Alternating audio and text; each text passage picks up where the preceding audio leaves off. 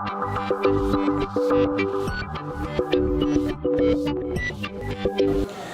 everyone, my name is Tawfiq from Tenet Technetronics. Today I'll be giving you a description about the GPIO board designed by Tenet itself. So this is a board.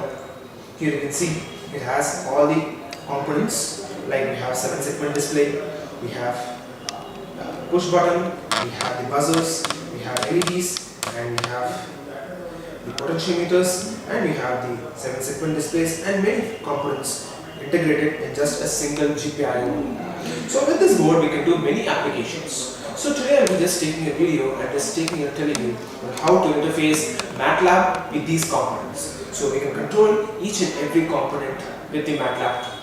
So with this component I will be just showing you a simple demonstration of how we can integrate all the tools, that is all the components in this GPIO board with the Matlab.